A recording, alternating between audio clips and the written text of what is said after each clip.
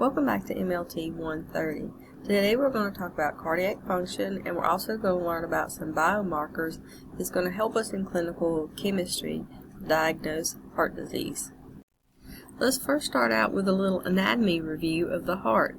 You have three layers of the heart. You have the pericardium and the myocardium and the endocardium. The pericardium is the sac that surrounds the outside of the heart.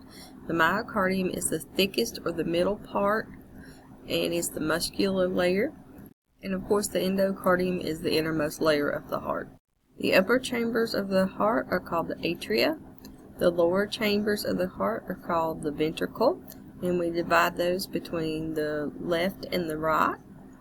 If you look over here at the diagram, the blood enters the right atrium and then flows down into the right ventricle, and then the blood is pumped out into the lungs where it is oxygenated.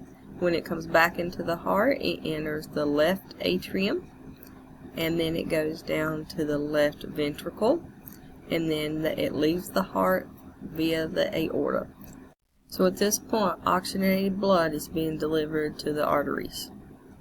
So now let's go over some terms we need to know. So let's differentiate between arteriosclerosis and atherosclerosis.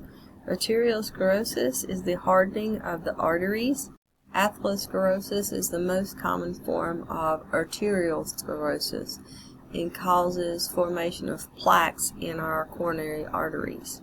Our coronary arteries are the blood vessels that supply oxygenated blood and other constituents to our heart. Another term we need to be aware of is ischemia. This means the holding back of blood, and this term is used a lot of times when the blood supply is reduced due to fatty plaque buildup in our coronary vessels. Also, you need to know what the term necrosis means. This is where there is cell death or death of tissues. In the heart, there can be necrosis due to the lack of blood supply from the coronary arteries. So they can be heart tissue or cell death. Let's real quickly look at the image on the right hand side of the slide. This is what a normal artery should look like. You should have your red blood cells easily flowing in your vessels. But if you have that buildup of plaque, fatty plaque, you can have atherosclerosis, and it can cause a blockage of the flow of blood. And if the blockage is big enough, you can end up with necrosis of the tissue or ischemia, holding back of the blood. Here are some of the cardiac diseases we're most concerned with. Make sure you know these acronyms, because you may encounter the acronyms instead of the disease completely written out. CAD, or coronary artery disease. This is due to the accumulation of atherosclerotic plaque in the coronary arteries that supply blood to the heart. CSF, this is congestive heart failure. The heart cannot pump as effectively as normal. The patient experiences shortness of breath, edema, and buildup of fluids. Remember, edema is swelling. ASC, acute coronary syndrome. Signs and symptoms from unstable angina, which is chest pain, to abnormal EKGs. And MI, which is a myocardial infarction, or another term for that is a heart attack. This is the blockage of the coronary artery. No blood supply in the area in an area of the heart can cause necrosis and damage to the heart. Let's do a quick little review question on heart anatomy. Which heart chamber pumps oxygenated blood out to the body? Pause the video and try to answer it on your own before you continue and get the answer. The correct answer is C, left ventricle. So there are certain cardiac biomarkers that we can look for in clinical chemistry that plays an important role in the diagnosis of heart disease via the blood test that we can run. If the heart is damaged, these biomarkers are released into symptomatic circulation. There are certain things or certain characteristics that we look for in an ideal biomarker for the cardiac diseases. You want to have a biomarker that has cardiac specificity. It does not exist in other tissues. So that's the number one thing. And another thing is you want the amount of the marker released should be directly proportional to the size of the injury. So how much has it hurt or damaged the heart? And you want it to stay elevated long enough to be detected in serum of a late presenter. So what does that mean? That's that patient that has had chest pain for a little while but has delayed going to the hospital to get help.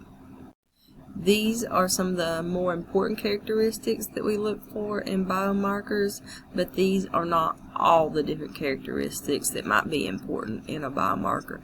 And there's a chart in your textbook on page 410 if you would like to look and see some more things that we might consider as a good biomarker or a characteristic of a good biomarker.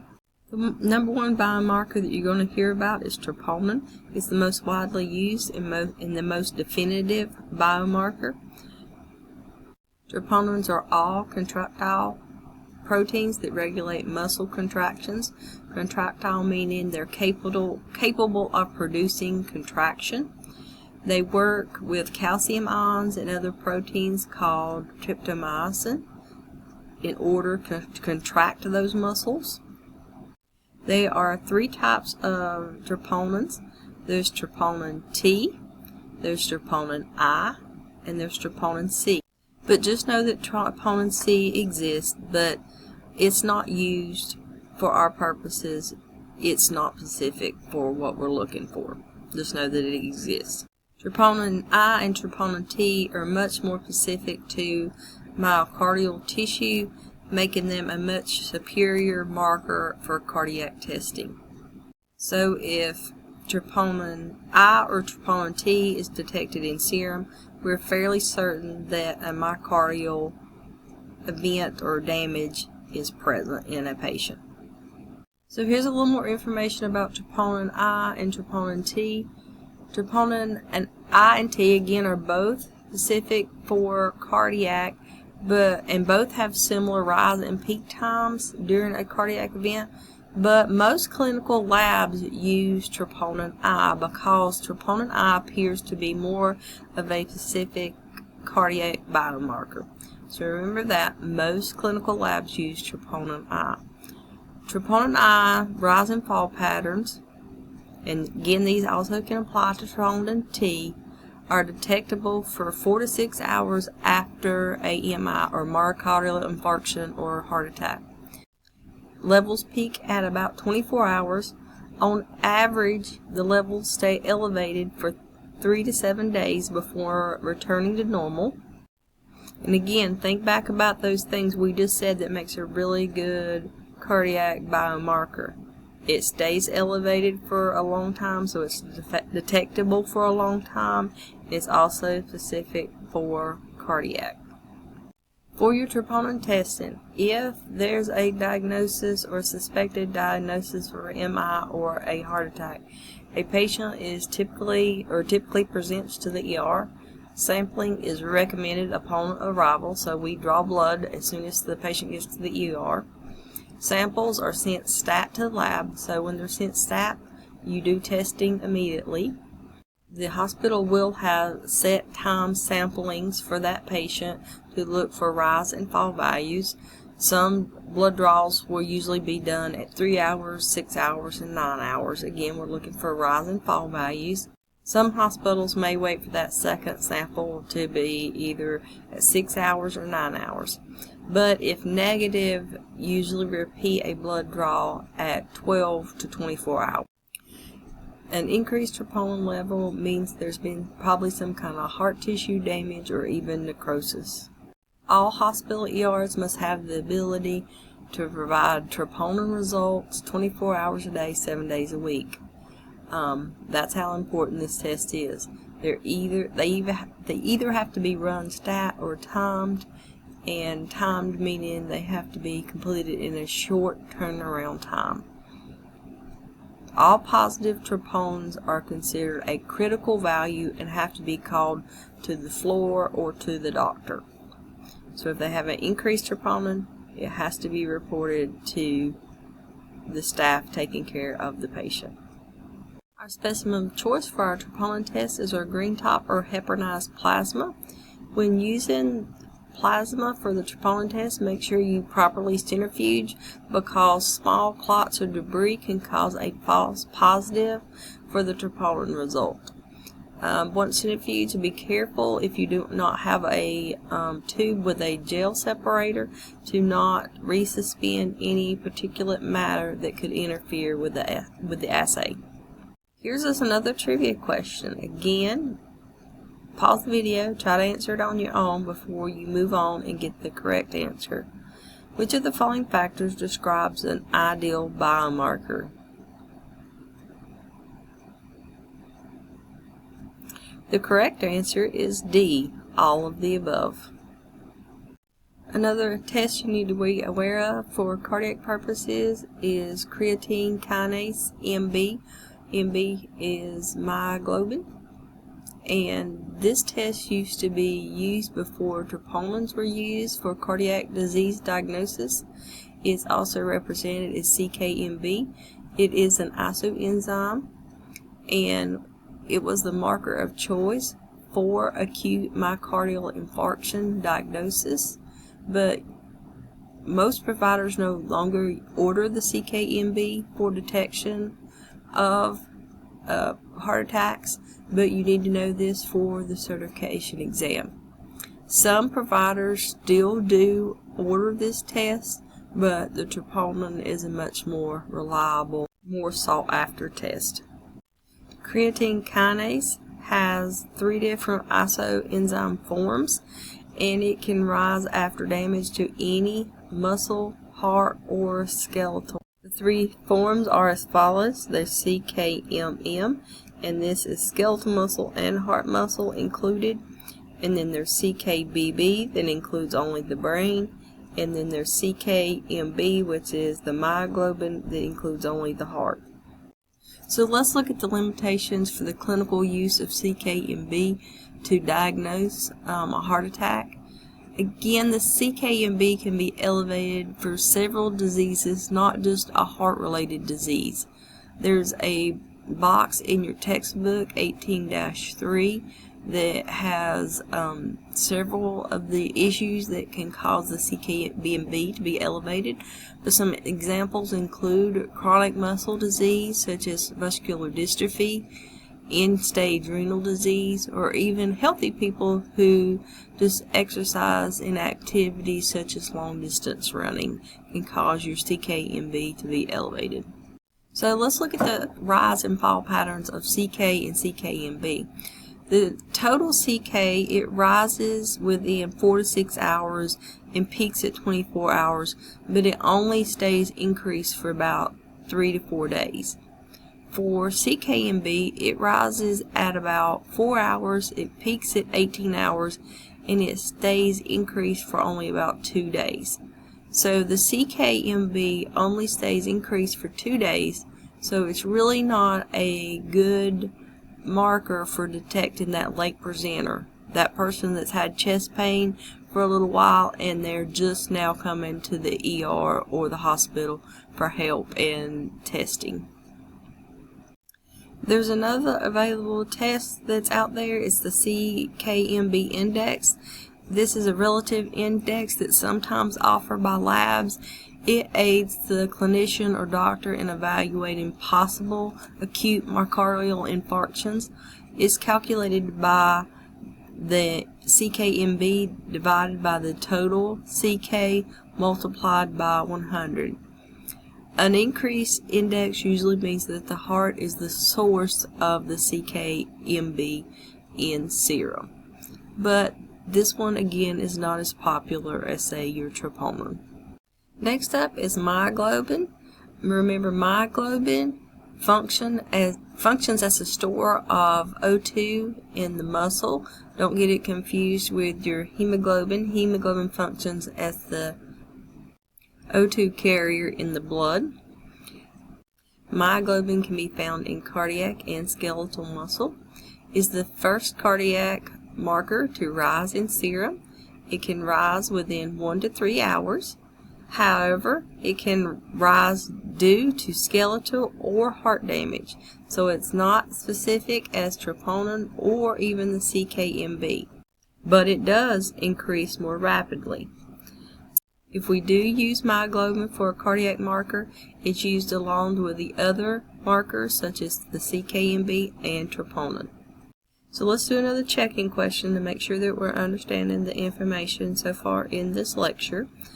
So which of the following cardiac biomarkers can be used as a standalone marker and is therefore the preferred biomarker to indicate the presence of a AMI? Again, pause the video, try to answer it on your own before you move on to get the correct answer. The correct answer is A, cardiac troponin. This next slide is on congestive heart failure and the test of BNP and NT-proBNP biomarkers. BNP stands for brain natriuretic peptide. NT stands for N-terminal. Heart failure is a complex syndrome that includes symptoms such as dyspnea, which is difficulty breathing, shortness of breath, fatigue, and even edema. In heart failure, the ventricles, primarily the left ventricles, cannot pump a significant amount of blood to meet the body's needs and normal filling pressure. So patients will have a fluid overload. And the body's response to heart failure, it causes the sodium levels to increase. To restore balance, the body retains water, leading to a fluid overload, and this increases the burden on the heart. Congestive heart failure symptoms can overlap with other heart conditions. So to aid in the diagnosis of congestive heart failure, the lab will perform a BNP or a NT-proBNP. So this slide's a little bit more information on that BNP. The natriuretic peptides are secreted to help regulate fluid volume and blood pressure and even electrolyte balance in the body. There are actually 3 different types. There is the ANP, which is the atrial hormone, and we're not worried about it yet. There's also the CNP, which is a type that helps regulate vascular homeostasis, and again, we're not worried about that one. We're more worried about the BNP, the brain type, because it's the most commonly used in the lab for testing, because it is actually produced in the brain and it's the main source of circulating BNP, and it's found in the ventricles of the heart. The BNP is eliminated or cleared by the receptors located in the liver, lungs, kidney, and the vascular endothelium. It's released in response to atrial and ventricle stretching of the heart from volume overload. So that's why we see it in congestive heart failure patients. And it's used to diagnose and monitor, again, CHF. BNP was the first assay available to help diagnose congestive heart failure. Alright, this slide is a little bit more on the NT-proBNP. Again, this is the N-terminal Pro-B type. Many labs are now using this newer assay to aid in the diagnosis of congestive heart failure. The Pro-BNP is a precursor of BNP and NT-proBNP. Pro-BNP was released by the heart's left ventricle in response to a mechanical stretch due to the pressure and volume overload in the body. Pro-BNP is enzymatically cleaved to produce both BNP and NT-proBNP. Both are acceptable biomarkers for congestive heart failure, and each has both advantages and disadvantages. Both biomarkers levels will correlate with the severity of congestive heart failure. So let's look at some differences between the BNP versus the NT-proBNP. Let's look at BNP first. It has a short half-life of only 20 minutes. So what does half-life mean? It's the time that a substance has to fall to half of its original value. That's what a half-life is. Also for BNP, the specimen typically used is EDTA whole blood at room temperature, and that is only good for 4 hours for this test. For NT-proBNP, the advantage is it has a longer half-life of 1 to 1.5 hours, so the specimen has a longer stability of 48 hours. Thus, many labs have transitioned over and are using the NT-proBNP test. Something to note, if a congestive heart patient is receiving exogenous or synthetic BNP for treatment, the BNP levels may be affected while the NT-proBNP will not be affected. However, the NT-proBNP is thought to be primarily cleared by the kidneys and therefore will be falsely elevated in severe renal patient cases. So let's talk about normal ranges for BNP and our NT-proBNP. Both can be measured using immunoassay methods. And when I say immunoassay methods, I mean procedures of a substance being measured by properties such as antigen antibodies. Typical BNP reference values for adults are as follows. The BNPs are less than 100 picograms per milliliter. For the NT-proBNP, less than 900 picograms per milliliter. However, some factors can affect these normal values, and those factors are things like age and gender. The next test we need to discuss is the LDH test, or the lactate dehydrogenase test. It can also be referred to as the LD test. This test is no longer used but may still be on the certification exam. This test was used in the past to determine if a patient had an acute myocardial infarction. The total LD is not specific for the heart, but it will increase between 12 and 24 hours after onset of symptoms, peak at 2 to 3 days, and stay increased up to 10 days. The LD or LDH have 5 isoenzyme forms, and you can separate those isoenzymes into different fractions by doing electrophoresis. Electrophoresis is where you can set up a gel and run the enzymes across the gel and separate them out. The LD1 and LD2 is used as a cardiac markers. If you see an LD flip, meaning the L1 is greater than the L2, it's consistent in a patient having a myocardial infarction or a heart attack. So let's look at that LD flip. What does that mean? This is the normal pattern, and you need to look at these first 2 waves. This is what a normal person would look like, a person that hasn't had a heart attack. This is L1 and this is L2. But a person that has had an acute myocardial infarction is going to have an L1, L2 flip.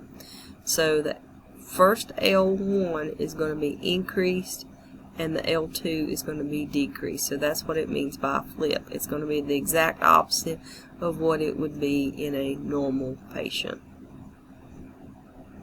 Next up is AST. This is an enzyme, aspartate aminotransferase, but you'll not hear it called that, just know it is AST. This is commonly used to evaluate the liver and liver function, but it can be also used to evaluate cardiac, skeletal, and lung damage. But most often now it's used for liver function testing. You can also do CRP testing. This is C-reactive protein, and it is a non-specific acute phase protein, and it's used to screen for inflammation in the body. You have a high sensitivity CR protein, which allows for detection of smaller amounts of that C-reactive protein, and it allows access to cardiac disease risk. An increased CRP means there's an increased risk of cardiac disease. You could also look at a patient's omega-3 fatty acid intake. Usually get these from sources from the diet, like seafood, nuts, plant oils. These have been shown to reduce heart disease deaths. These help lower inflammation markers. Omega-3 fatty acids usually decrease risk of arrhythmias, which is irregular heartbeats, thrombosis, which is blood clots, triglycerides, atherosclerotic plaque, and they also have been shown to slightly lower blood pressure. Next is a risk marker, LPPLA2. This is a lipoprotein-associated phospholipase A2. It helps predict risk of cardiovascular disease and stroke. It's associated with LDL in human plasma because lipoproteins are combinations of fat and proteins that carry fat in your bloodstream. This test can also help indicate atherosclerotic plaque. The last one we're going to talk about is lipoprotein A. This is a type of LDL. Remember, LDL carries cholesterol to the cells via your blood vessels. Lipoprotein A, it has properties in common with LDL, but lipoprotein A is much stickier than LDL, which helps it stick to the blood vessel walls or the artery walls. Lipoprotein A is used to evaluate cardiac risk. If it's elevated, if lipoprotein A is elevated, you're at increased risk for a cardiac event. So increased lipoprotein A, increased cardiac risk. This concludes our cardiac lecture. If you have any questions or need any clarification on anything, don't hesitate to reach out, and I will see you over in the next lecture.